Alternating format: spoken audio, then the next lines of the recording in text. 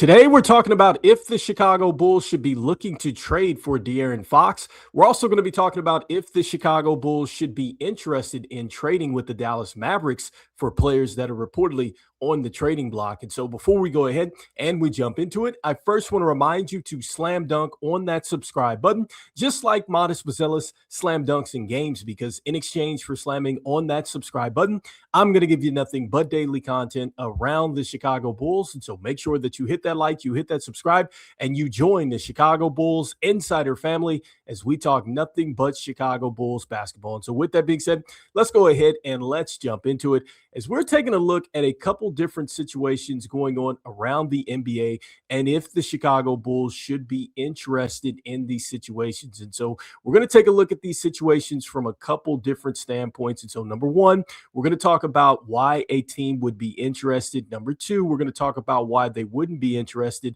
And then lastly, we're going to talk about the bottom line, which is what I think the Chicago Bulls should do with these situations. And so we're going to start with De'Aaron Fox. And so I think that this is pretty much everywhere at this point in time with just the way that De'Aaron Fox finished in the NBA Finals. There's a lot of speculation that maybe the San Antonio Spurs might want to shake things up. And so I got a chance to see this article, and I thought that this was a good article because it just makes you think, just really should the Chicago Bulls be interested in that? So just to be clear, there is no talks between the Chicago Bulls and the San Antonio Spurs. This is just merely speculation around the NBA. But, within this article, it talks about the fact that maybe the San Antonio Spurs might want to go ahead and dump De'Aaron Fox and get rid of that salary now and kind of get some draft capital back in order to go ahead and just move forward with the current roster that they have. And the Chicago Bulls,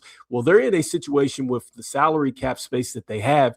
They can take on a bad salary, which some maybe view De'Aaron Fox's salary now as a bad salary. And so let's go ahead and let's talk about De'Aaron Fox and just really why you might be interested in trading for De'Aaron Fox. And so number one with De'Aaron Fox, he is a player that just is coming off an all-star season. And so, as bad as it was in the NBA Finals and throughout the playoffs, this is a player that did make the all-star team this last season, and he was an all-star in 2023 as well. And so this is a guy that has proven that he can get it done in the NBA. And then also, too, I think the next thing with De'Aaron Fox is that when you look at the situations that he's been in with the Sacramento Kings and then also, too, here with the San Antonio Spurs, I think that he's been a player that has helped those teams take the step forward, because you look at the fact that with the with the Sacramento Kings, they were able to get to the playoffs. That was the first time since 2006. And so he was a big part of that. And then just this last season with the San Antonio Spurs, they won 60 games and they took a step forward. This is the first time that the San Antonio Spurs had been to the NBA Finals in 15 seasons. And De'Aaron Fox certainly helped them do that. So, now on the flip side of this thing, why you potentially don't want to do this. And so, with De'Aaron Fox, I think that the biggest reason why you would not want to make a trade here with the San Antonio Spurs is because he's owed a lot of money. We're talking about right around $228 million on his contract for 4 seasons. And so, that is a lot of money to take on. He is currently 29, I believe, at the time of this podcast recording. And so, that's a big reason why I don't think that you necessarily want to take on this type of salary. The next thing, too, that you have to think about in this particular situation is that the San Antonio Spurs, more than likely, if they're trying to move off of De'Aaron Fox right now, they want to go ahead and reset the deck a bit as far as their draft assets. And so I think that they are going to be looking to get some draft capital back. And I'm not sure that you necessarily would want to do that, especially if you're the Chicago Bulls right now, where they're at. I don't think that they're in a position to be giving up draft capital for players like that. If anything, the Bulls should be taking on draft capital or taking on bad contracts to get draft capital back. And so I think that the San Antonio Spurs, look, they're going to try to move De'Aaron Fox, or they could possibly try to move De'Aaron Fox to go ahead, get some draft capital, and then go ahead and toss the keys to Stephon Castle and then also to Dylan Harper and these young guards that they have on the team, and perhaps add to that with the draft. And so, I think that that is something that you have to think about is just, are you willing to give up the draft capital? I'm not necessarily doing this. And so for me, bottom line with this thing is for the Chicago Bulls, I don't think that it's worth the risk. I wouldn't do this even if I had the space. And I think that a third team would certainly have to be involved. And I think that for the Bulls to even consider this, they would have to get, I think, a sizable amount of draft capital to take on this contract. And not saying that De'Aaron Fox is not a good player, and not saying that he wouldn't help the team develop, because I just talked about the fact that he's done that with the Spurs and the Kings. I just don't think that the Bulls would get enough draft capital to make this work. And then when you go to the trade generator and you take a look at what it could potentially look like if just the Bulls and the Spurs were to do a trade here, I don't think that the Spurs would be interested in Josh Giddey. I certainly don't think that they're going to be interested in Patrick Williams. And also, too, the Bulls just not in position, I think, to give up draft capital at this point in time when they are starting, over with their roster and trying to get it to where they want to go. And so, look, for me, I'm out on this situation. And I think that ultimately, too, with this, what I'll say is that, I think that with all the speculation and stuff like this reminds me a lot of what went on with OKC. I just think that this reaction, it's too quick. Like, I just think that the bottom line is, yes, he didn't play well in the NBA Finals. I get that, because in game one, he had 7 points. This last game, he had 7. But I'm just thinking that, look, I think that you can still have De'Aaron Fox on this roster going into next season. And perhaps he's going to rehab his, value going into the season or next season as he plays along. You could move him, I think, at the NBA trade deadline there, because maybe that contract is a bit lesser than maybe teams are looking to take him on, especially if it's a contender that feels like that, look, he can take them over the top. And then you think about the fact that if the San Antonio Spurs continue to, just continue to grow with that backcourt and everything like that, then I could see the San Antonio Spurs going ahead and making that move. But right now, I think that this is too quick, and I don't think De'Aaron Fox is going anywhere anytime soon. But for the Chicago Bulls, they shouldn't be interested in this. And so next, I wanted to talk about the next scenario here, and that's with the Dallas Mavericks. And so this goes off something that was mentioned in the Stein line. And so that is a paid Substack with Marc Stein and Jake Fisher. We've talked about that several times, but this was recently posted about the Dallas Mavericks. And so it says that Klay Thompson, PJ Washington, and Daniel Gafford, as we speak, are the veterans that the Mavericks are seen as most open to trading, with Thompson drawing particular notice now that he's entering the final season of his current contract, valued at $17.5 million in the 26-27 season. All right. And so, this is another opportunity in which the Chicago Bulls could potentially jump in, because look, it looks like that the Dallas Mavericks are trying to really dismantle this roster from, just the roster that took them to the finals, and they're trying to kind of reset the deck there.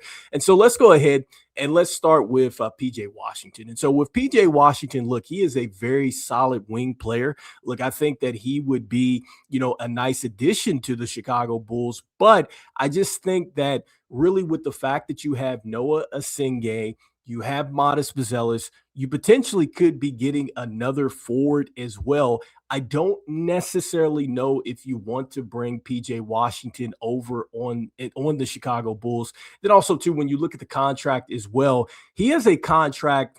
It's not too bad, but it does increase as the years go on. And so he has a 3-year extension there. And so you see that it will go up to about $24 million by the time he's at the end of that deal. And so I just think from a fit standpoint, not necessarily what you want to do, and not saying that you don't want to get veterans on the roster, but I think that, look, if you're bringing in veterans, maybe you want to look at something that's maybe 2 years and something that's maybe a little bit more cost effective.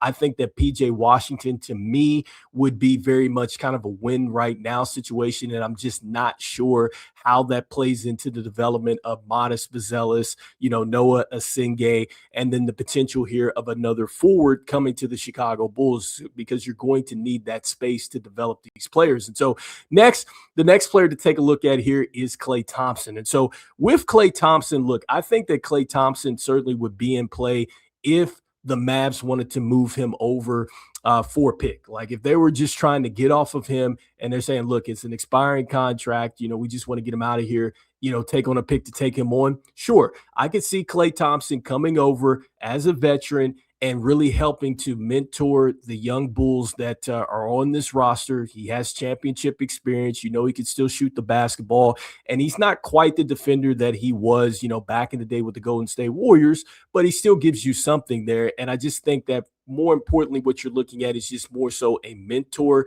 kind of role.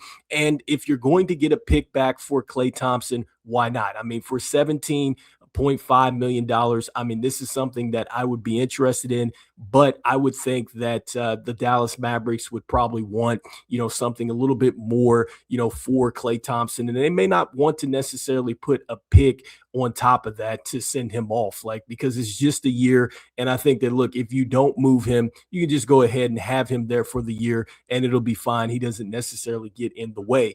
Now, lastly, with Daniel Gafford, look, Daniel Gafford is a player that I very much would be interested in, especially when you just start with the contract situation. Like, it is something that I think is very affordable, because when you look at the fact that he's on the 3 years, you're looking at about $54 million right there. So not bad at all. And just really with what Daniel Gafford would bring to the front court, like, I think that he would be the type of move that you make, especially if you pick up a big man in this draft and then you want to develop him. I think that Daniel Gafford could be your starting center while you're developing that other player. And so, with Daniel Gafford, you take a look at the numbers, not bad. It did take a little bit of a dip there from last season as far as the scoring. And so he was 12.3 a season ago. He was 9.5 this last season, but rebounds did go up, 6.9 rebounds, 1.1 with the assist, 1.3 with the block shots, 68% from the free throw line, which has been pretty consistent there for his career.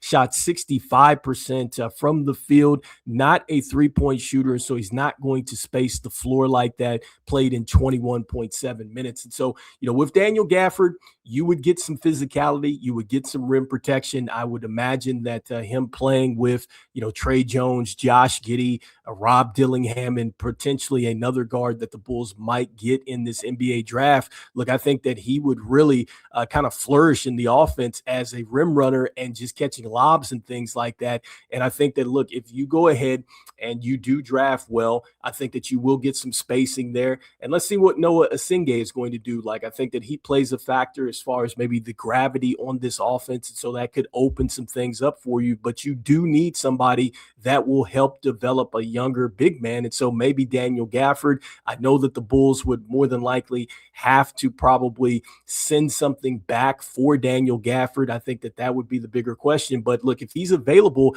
I think if you're Bryson Graham, you're at least picking up the phone and seeing what the Dallas Mavericks would want for Daniel Gafford. And so anyway, you guys let me know in the comments here what you guys are thinking with this. Do you think that the Chicago Bulls should be interested in any of these situations? And so once again, this last situation that we talked about is that looks like that Klay Thompson, PJ Washington, and Daniel Gafford might be on the trade block here. And so out of those three players, do you think that the Bulls should be looking to pick up the phone and try to trade for one of those players? And then lastly, we talked about De'Aaron Fox, and we talked about really the buzz around De'Aaron Fox, and just really, would the Spurs be looking to move him? And if they are, should the Chicago Bulls be interested in absorbing all of that salary and taking on De'Aaron Fox? And so again, I think, it's a bit too quick of a reaction. I don't see the San Antonio Spurs doing this.